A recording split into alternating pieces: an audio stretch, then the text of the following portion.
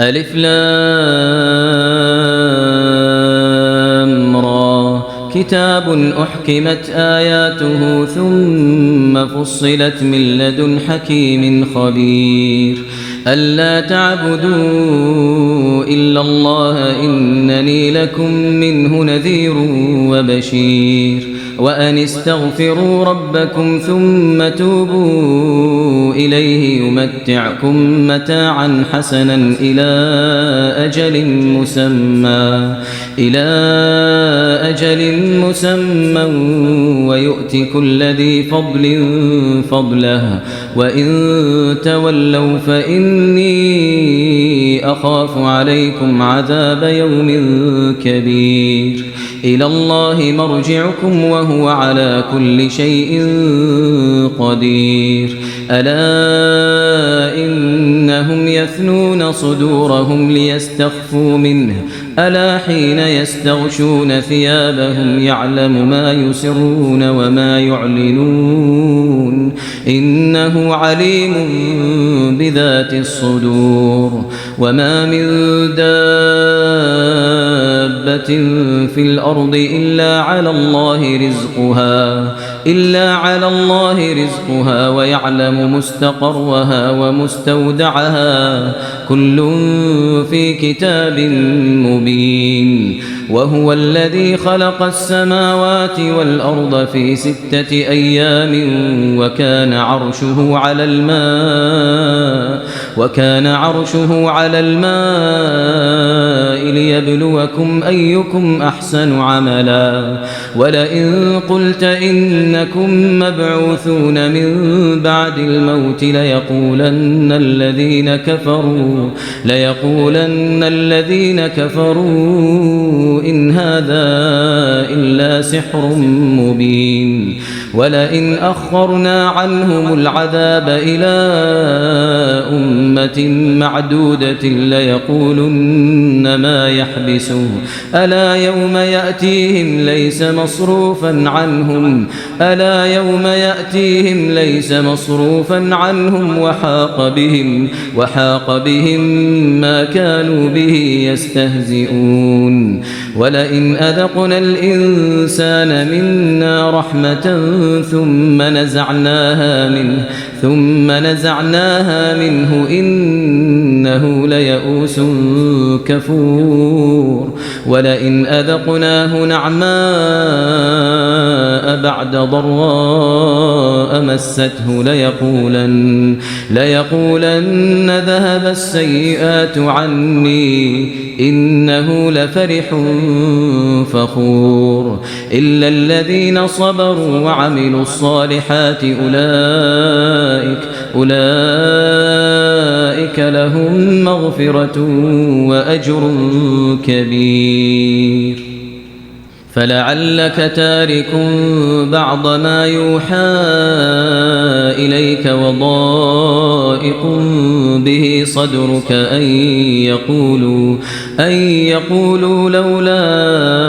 أنزل عليه كنز أو جاء معه ملك إنما أنت نذير والله على كل شيء وكيل أم يقولون افتراه قل فأتوا ب10 سور مثله مفتريات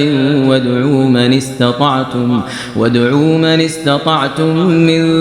دون الله إن كنتم صادقين فإن لم يستجيبوا لكم فاعلموا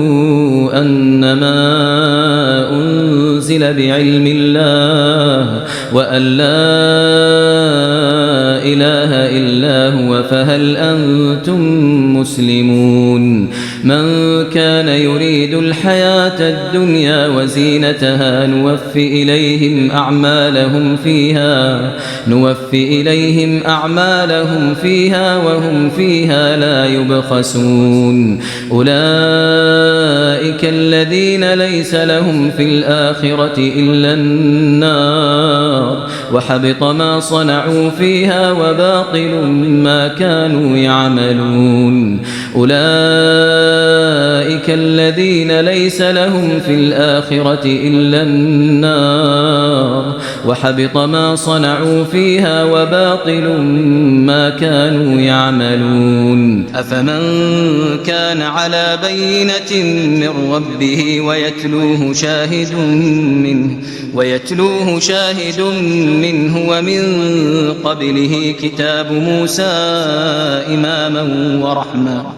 ومن قبله كتاب موسى إماما ورحمة أولئك يؤمنون به ومن يكفر به من الأحزاب فالنار موعده فلا تك في مرية منه إنه الحق من ربك ولكن أكثر الناس لا يؤمنون ومن أظلم ممن افترى على الله كذبا أولئك يعرضون على ربهم ويقول الأشهاد هؤلاء الذين كذبوا على ربهم ألا لعنة الله على الظالمين الذين يصدون عن سبيل الله ويبغونها عوجا وهم بالآخرة هم كافرون أولئك لم يكونوا معجزين في الأرض وما كان لهم من دون الله من أولياء يضاعف لهم العذاب ما كانوا يستطيعون السمع وما كانوا يبصرون أولئك الذين خسروا أنفسهم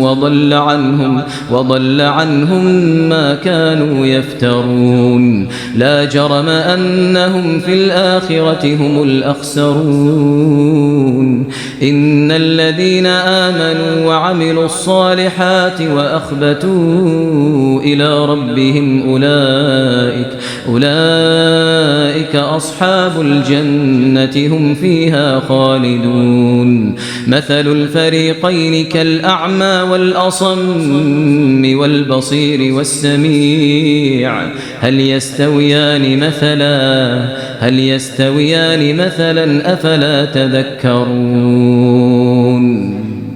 ولقد أرسلنا نوحا إلى قومه إني لكم نذير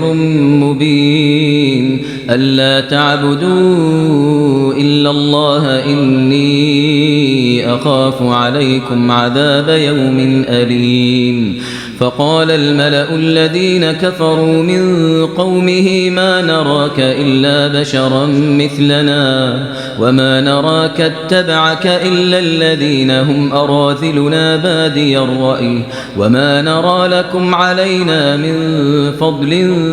بل نظنكم كاذبين قال يا قوم أرأيتم إن كنت على بينة من ربي وآتاني رحمة من عنده فعميت عليكم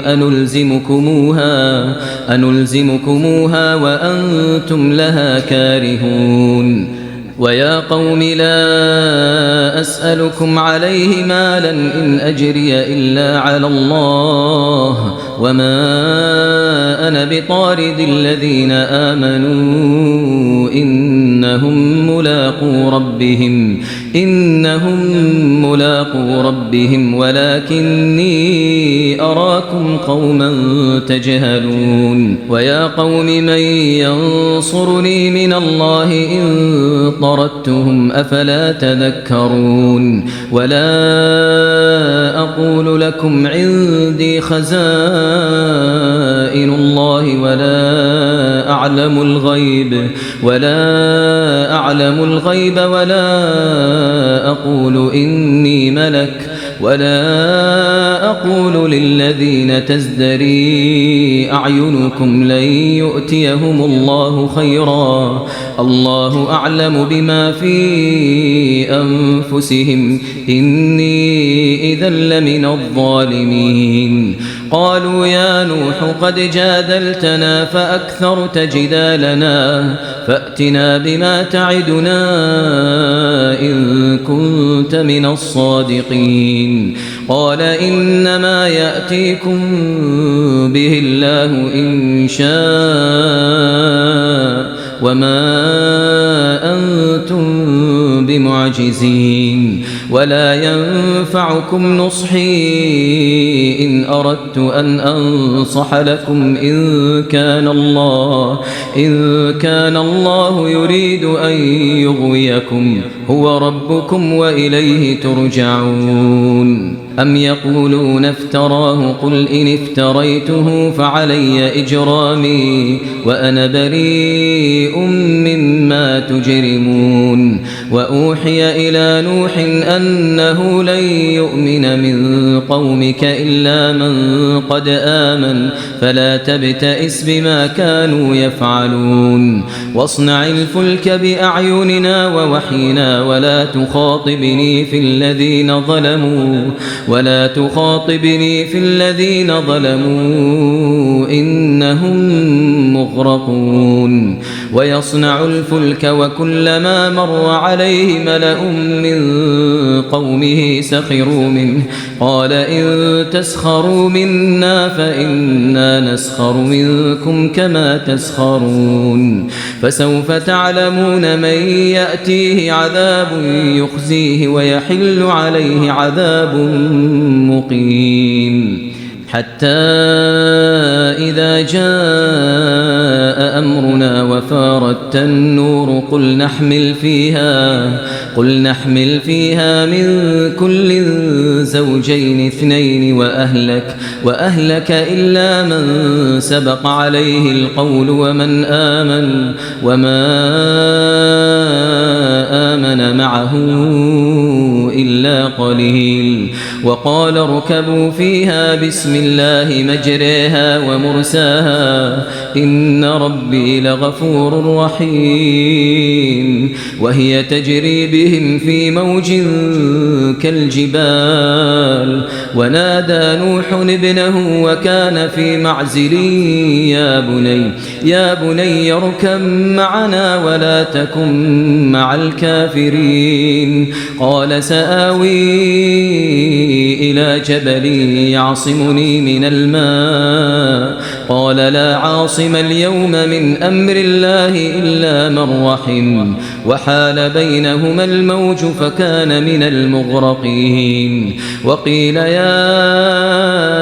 أرض ابلعي ماءك ويا سماء أقلعي وغيض الماء وقضي الأمر واستوت على الجودي وقيل بعدا للقوم الظالمين ونادى نوح ربه فقال رب إن ابني من أهلي وإن وعدك الحق وأنت أحكم الحاكمين قال يا نوح إنه ليس من أهلك إنه عمل غير صالح فلا تسألني ما ليس لك به علم إني أعظك أن تكون من الجاهلين قال رب إني أعوذ بك أن أسألك ما ليس لي به علم وإلا تغفر لي وترحمني أكن من الخاسرين قيل يا نوح اهبط بسلام منا وبركات عليك وعلى ممن معك وأمم سنمتعهم ثم يمسهم منا عذاب أليم تلك من أنباء الغيب نوحيها إليك ما كنت تعلمها أنت ولا قومك من قبل هذا فاصبر إن العاقبة للمتقين وإلى عاد أخاهم هودا قال يا قوم اعبدوا الله ما لكم من إله غيره إن أنتم إلا مفترون يا قوم لا أسألكم عليه أجرا إن أجري إلا على الذي فطرني أفلا تعقلون ويا قوم استغفروا ربكم ثم توبوا إليه يرسل السماء عليكم مدرارا ويزدكم قوة إلى قوتكم ولا تتولوا مجرمين قالوا يا هود ما جئتنا ببينة وما نحن بتاركي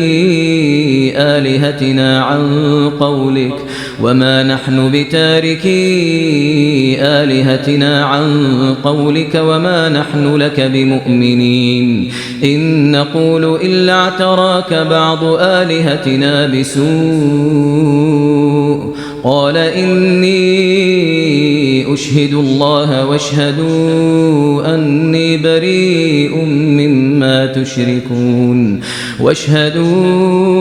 أني بريء مما تشركون من دونه فكيدوني جميعا ثم لا تنظرون إني توكلت على الله ربي وربكم ما من دابة إلا هو آخذ بناصيتها إن ربي على صراط مستقيم فإن تولوا فقد أبلغتكم ما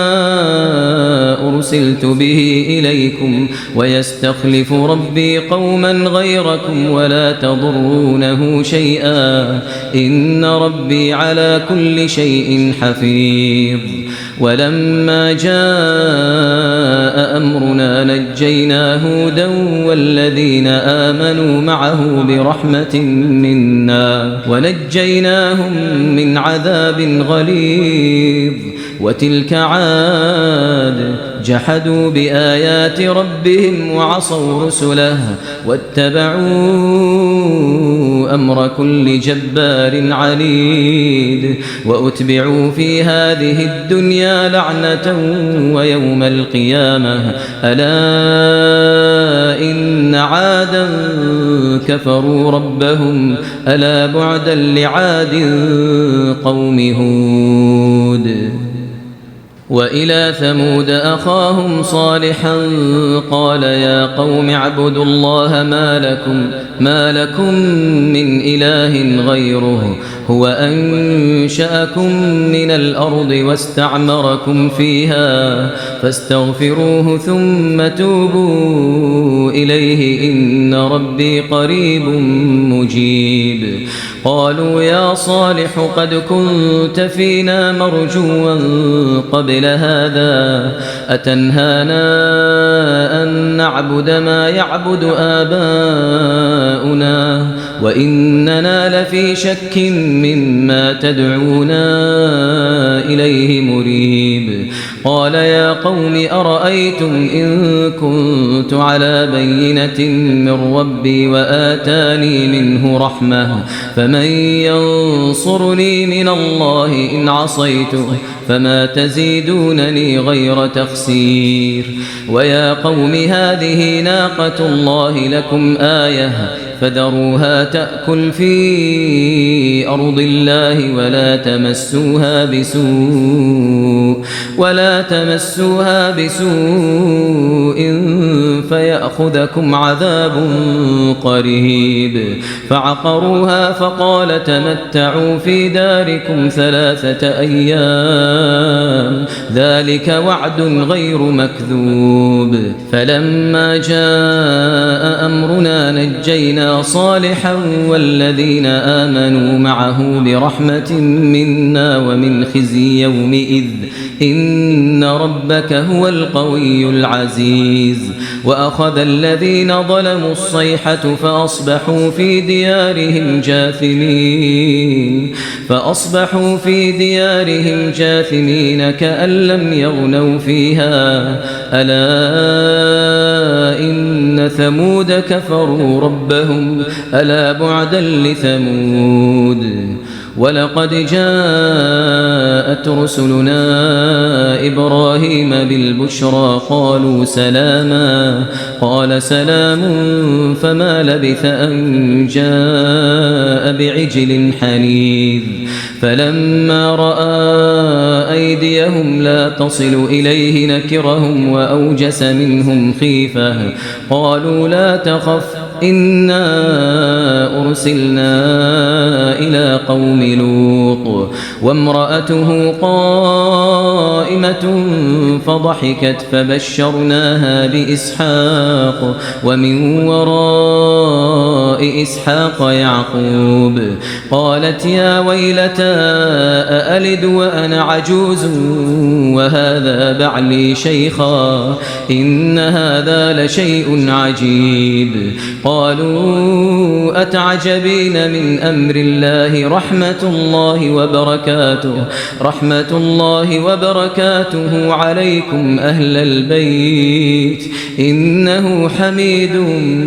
مجيد فلما ذهب عن إبراهيم الروع وجاءته البشرى يجادلنا في قوم لوط إن إبراهيم لحليم أواه منيب يا إبراهيم أعرض عن هذا إنه قد جاء أمر ربك وإنهم آتيهم عذاب غير مردود ولما جاءت رسلنا لوطا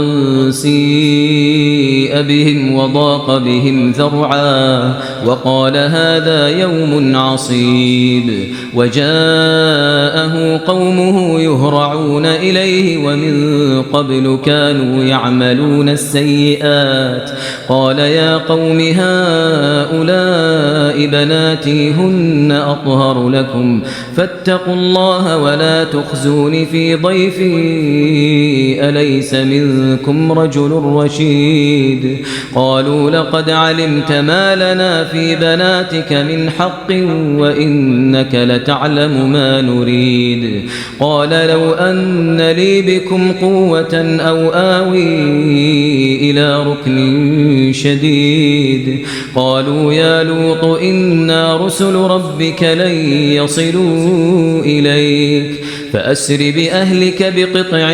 من الليل ولا يلتفت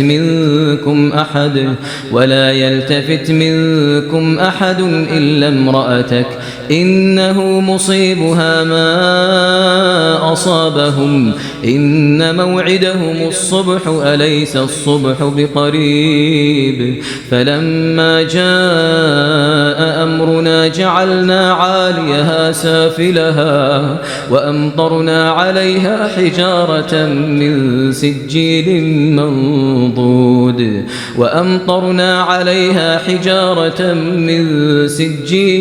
منضود مسومة عند ربك وما هي من الظالمين ببعيد وإلى مدين أخاهم شعيبا قال يا قوم اعبدوا الله ما لكم من إله غيره ولا تنقصوا المكيال والميزان إني أراكم بخير وإني أخاف عليكم عذاب يوم محيط ويا قوم أوفوا المكيال والميزان بالقسط ولا تبخسوا الناس أشياءهم ولا تعثوا في الأرض مفسدين بقية الله خير لكم إن كنتم مؤمنين وما أنا عليكم بحفيظ قالوا يا شعيب أصلاتك تأمرك أن نترك ما يعبد آباؤنا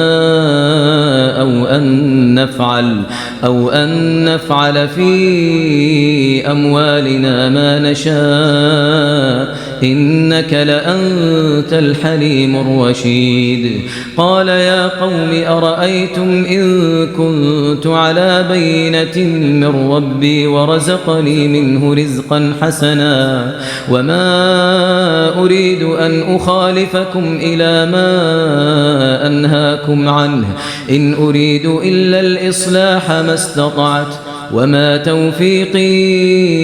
إلا بالله عليه توكلت وإليه أنيب ويا قوم لا يجرمنكم شقاقي أن يصيبكم مثل ما أصاب قوم نوح أو قوم هود أو قوم صالح وما قوم لوط منكم ببعيد واستغفروا ربكم ثم توبوا إليه إن ربي رحيم ودود واستغفروا ربكم ثم توبوا إليه إن ربي رحيم ودود قالوا يا شعيب ما نفقه كثيرا مما تقول وإنا لنراك فينا ضعيفا ولولا رهطك لرجمناك وما أنت علينا بعزيز قال يا قوم أرهطي أعز عليكم من الله واتخذتموه وراءكم ظهريا إن ربي بما تعملون محيط ويا قوم اعملوا على مكانتكم إني عامل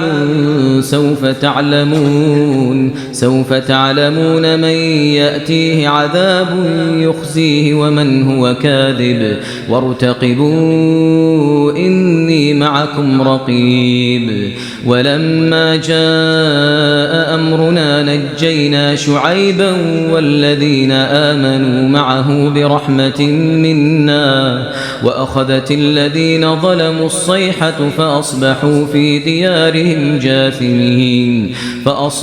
في ديارهم جاثمين كأن لم يغنوا فيها ألا بعدا لمدين كما بعدت ثمود ولقد أرسلنا موسى بآياتنا وسلطان مبين إلى فرعون وملئه فاتبعوا أمر فرعون وما أمر فرعون برشيد يقدم قومه يوم القيامة فأوردهم النار وبئس الورد المورود وأتبعوا في هذه لعنة ويوم القيامة بئس الرفد المرفود ذلك من أنباء القرى نقصه عليك منها قائم وحصيد وما ظلمناهم ولكن ظلموا أنفسهم فما أغنت عنهم آلهتهم التي يدعون من دون الله من شيء لما جاء أمر ربك وما زادوهم غير تتبيب وكذلك أخذ ربك إذا أخذ القرى وهي ظالمة إن أخذه أليم شديد إن في ذلك لآية لمن خاف عذاب الآخرة ذلك يوم مجموع له الناس وذلك يوم مشهود وما نؤخره إلا لأجل معدود يوم يأتي لا تكلم نفس إلا بإذنه فمنهم شقي وسعيد. فأما الذين شقوا ففي النار لهم فيها زفير وشهيق خالدين فيها ما دامت السماوات والأرض إلا ما شاء ربك إن ربك فعال لما يريد. وأما الذين سعدوا ففي الجنة خالدين فيها ما دامت السماوات والأرض إلا ما شاء ربك عطاء عطاء غير مجذوذ. فلا تك في مرية مما يعبد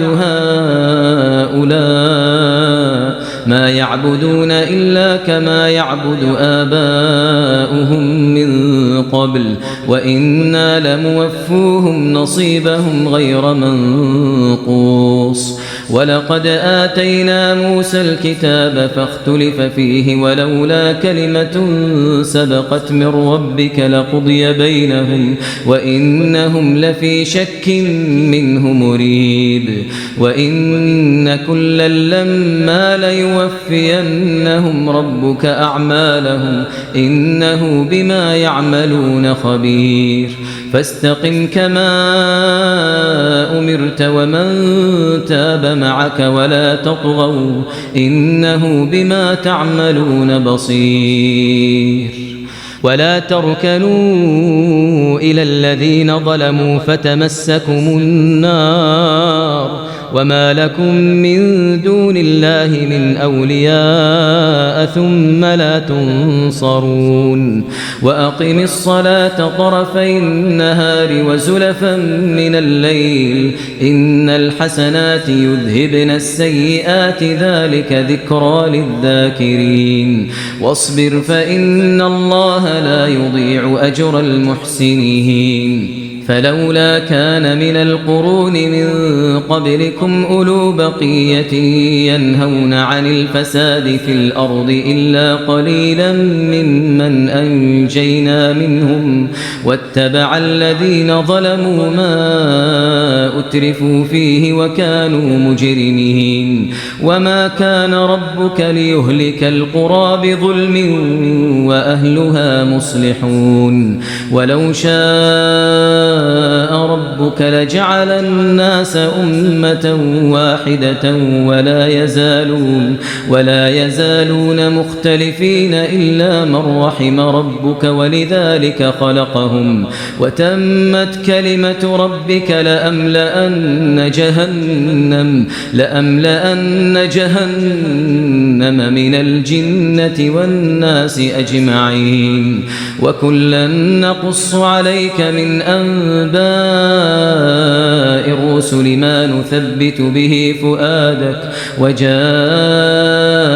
في هذه الحق وموعظة وذكرى للمؤمنين. وقل للذين لا يؤمنون اعملوا على مكانتكم إنا عاملون وانتظروا إنا منتظرون. ولله غيب السماوات والأرض وإليه يرجع الأمر كله فاعبده وتوكل عليه وما ربك بغافل عما تعملون.